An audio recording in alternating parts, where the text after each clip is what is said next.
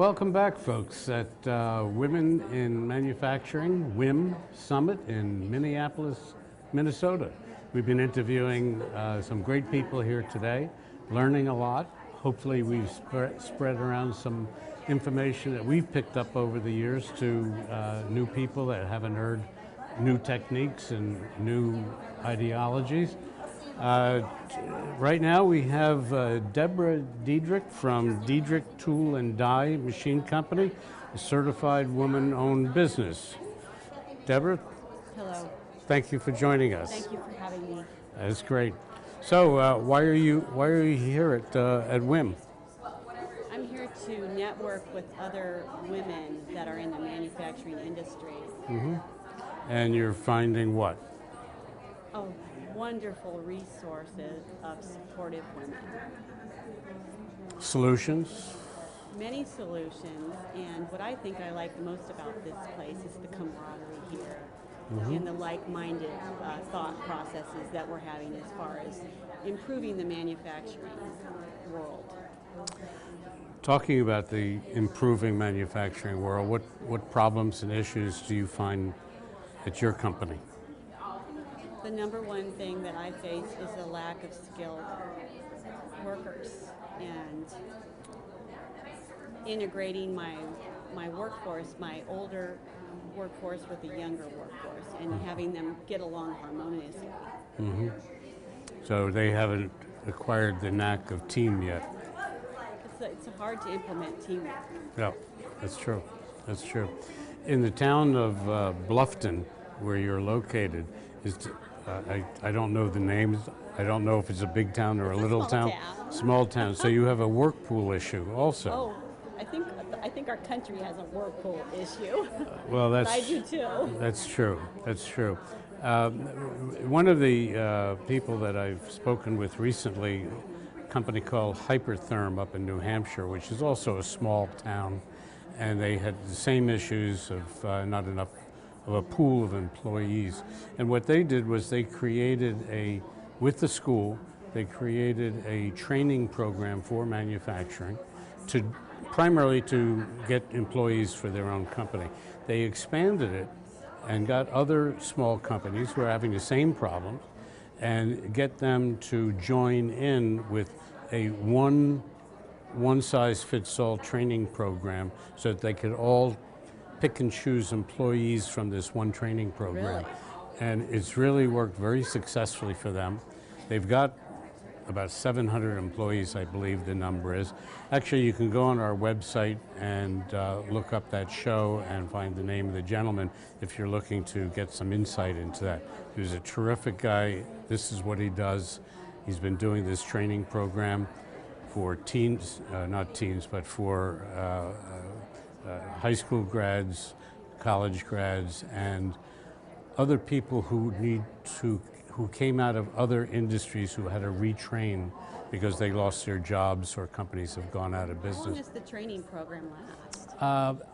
I don't remember. I don't think it's particularly long, but it's training and work at the same time. So they're training on the job. Okay. They go to training in the plant, and then they go do their job also. It's a phenomenal idea. So we've just spread his name around. I think it's a great idea. You know, in our town, in our local area towns, we sat round table. I think there were 40 of us. And it was the local area manufacturers, and we met with the local high school administrators, and we tried to form a group to educate each other, you know, the manufacturers and the school system, on how to get more students interested in going into manufacturing, because there's definitely a mindset about, well, they don't even know that there is manufacturing around in our town, really. Well, unfortunately, those who think about manufacturing think of slick oil on the floor and steel chips on the floor, and it's not that way anymore. The old shops that still exist, of course, but the new manufacturing locations today they're clean, they're automated, they're automated, systematized, they're clean, and they're really wonderful places to work. Right. right.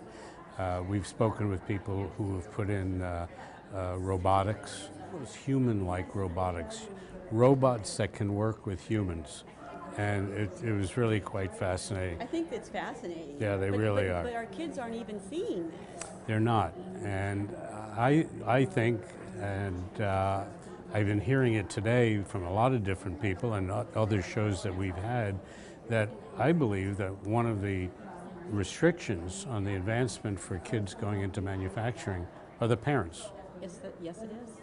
You know, every parent wants their child to become a brain surgeon, and they want them to make a lot of money. And meanwhile, manufacturing today can give them an affordable and better than affordable if you climb up the ranks into management and so on. Totally agree. Yeah, and if I'm not mistaken, an average new worker in manufacturing, 3 years on the job, can make $70,000. And if you can make it into the managerial level or supervisors or foremans, you're going to be in the six figures. And I think... I know that's true. I have sat with some very powerful CEOs of manufacturing companies, and I hear their dismay at not being able to hire these young kids, and they are willing to fund apprenticeships. They are willing to pay these kids to get the training they need, but it's the parents. The parents need to be educated so the kids even know to go apply for these jobs. I know that some of the manufacturing day events around the country, they are looking for parents to come to those events also and get them to change the mindset and give a little bit more guidance to their kids. And I think it needs to be done visually. I don't think just talking about it is going to do the trick. I think it starts at the elementary school, maybe taking shop tours, bringing these kids in there and kind of triggering their minds to think about something other than going to college. Right. And then going on up through the middle schools and doing job fairs and so on right up through high school. I think one of the problems is that kids that don't go to college are viewed as stupid, or they view themselves as stupid. And that's totally not the way it is. Totally not true. And it's unfortunate that it is that way. But for example, we got Passaic Institute of Technology in New Jersey to go on a plant tour with us on October 2. That was not my first choice. I did call another high school, and I won't mention their name, and their attitude was, well, you know, we're an academic high school, and we really don't have interest in that. And I was stunned by the comment because it's an opportunity. From the administrative staff? Yes. Because I've had some very insulting remarks leveled at me about manufacturing. And you know what? If you want to run a machine shop and make a precision component part, you have to be smart. You have to know how to do your math. You have to know how to think. Right, right. So, well, I'm glad to hear that you're involved in this. How are you doing in your company? My business is great. Yeah. We're certified woman-owned business. Our sales are consistently steady. We make a good margin on our parts. Do you have any relatives in your company? I have had relatives in my company.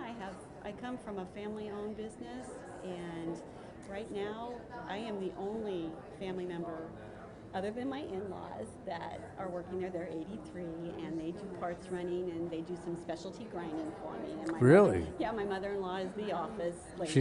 Is she the original Rosie the Riveter? Well, she's not the riveter, but she likes to, well, how do I say this? She kind of keeps things in line, and she's our mascot. I got it. She's our mascot. I got it. She's a great lady, and she's from England, and my father-in-law really put a lot of heart and soul into that business, and I was fortunate to be invited in to help sustain a family-run business, even though when I did take over, I didn't know the difference between a manual mill or a CNC mill. I had no idea what I was getting into. I had been from an automotive manufacturing background, and the margins were much more difficult to sustain in the manufacturing industry. So, do you have any kids that are going to come in behind you and take over the biz? It's funny that you should bring up kids in college because I have 4 children, and Well, you were set up. my older 3 kids went to Purdue and they graduated, and then they went on to have work outside in Indianapolis.